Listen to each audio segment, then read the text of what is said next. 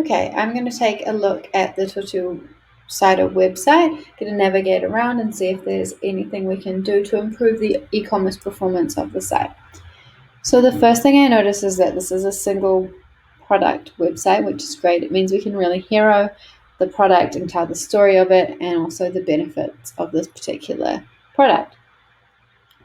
With this image, I think it does a great job of showing where the product comes from and what it is, but our shop button in particular and our other menu items are a little hard to read. So I would definitely look at adding a button on that takes me directly to the product on this slide or this banner image here. The copy is really great and I think it talks to your customer avatar, but just to include a button there to help. Then we have some more great copy around how there's more to this cheeky little cider. We only have about 3 seconds to communicate our message to a customer. So if you can make this more visual, that would really help it to be easily digestible. Something like a map which shows where Nelson is, or what goes into the cider other than apples. If there's anything else, any other flavor notes in there, show that in a visual way. Icons are your friend when it comes to this stuff. Helps to get the message across nice and quickly. And then the same here for this little piece of brand story we have. Here we have a really nice slider with some images of, I'm assuming, our staff and then some customers as well. While the imagery is great, it would be nice to see some context around what each of these images mean. You could even use reviews from customers. You could use testimonials or quotes from the staff and the people that are picking the product, and incorporate that if that's an important part of your brand and something you think will speak to your audience. Then down in the footer here, we have our privacy policy and our terms of use, but we are missing shipping policy and refund and return. So I just add those into the footer, helps to build trust with the customer, and it also protects you should a customer be waiting a long time for their product or want to return it. In terms of increasing the amount of sales that are coming through the site, adding that button onto the banner is definitely going to help with that. But if you want to get people buying more product, looking at bulk discounts, so I believe that these are sold in a case of 12 or 24. If you could have people buy 2 cases for 10% off or something like that, you'd help increase that average order value and get a bit more volume going through. So now, as you can see, I tried to click on the bottle itself to go through and buy it. So from a user perspective, adding that button there is going to be crucial. Now I am going to take a look at the shop page.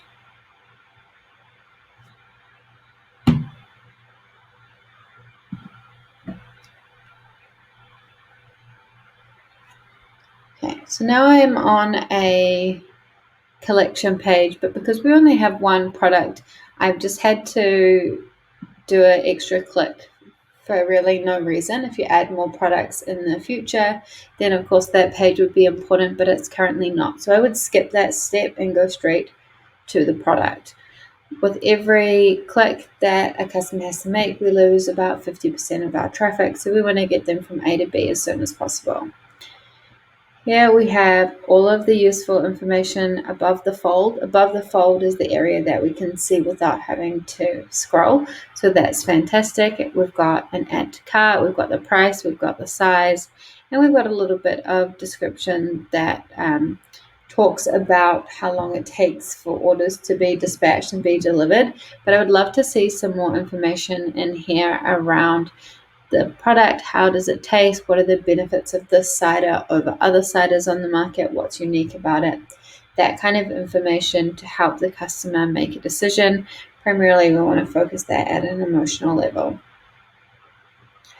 Then we do have a lot more of the story further down, the origin, where the apples are coming from, about the apples. If you could just make this a little bit more succinct and move that above the fold, that would be fantastic. Again, incorporating here some kind of bundle or volume discount in order to increase your average order value would be really helpful. We also need to incorporate a little bit of social proof and a few more images. There are two things that are really, really important on an e-commerce store. One is your product photos, and the other is social proof.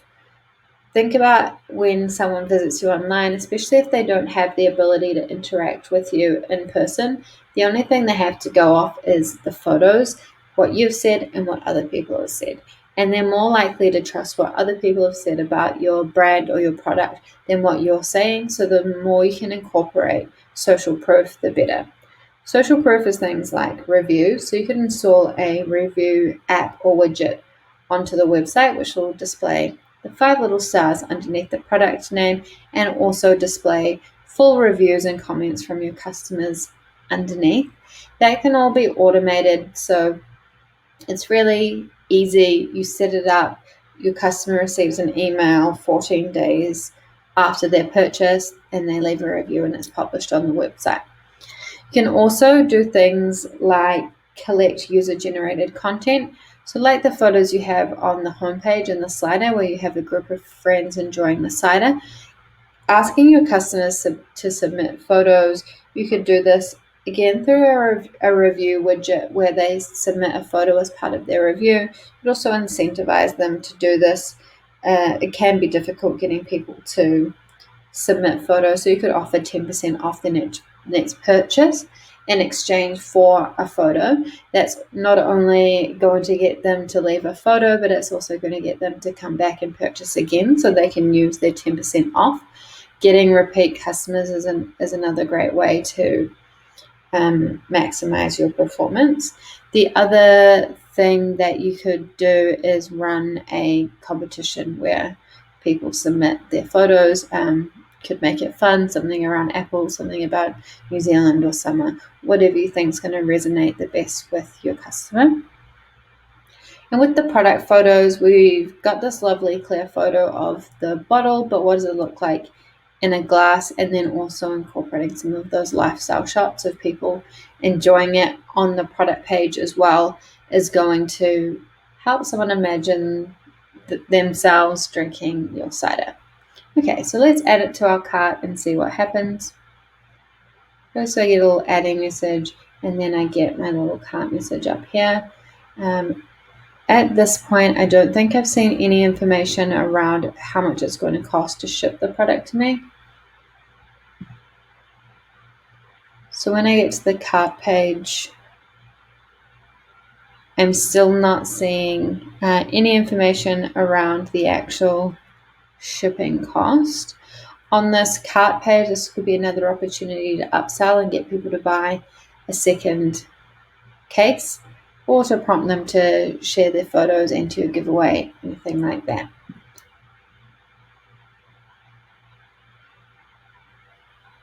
So now I'm on the checkout page and I see that shipping is $5, and you're also adding GST onto the price.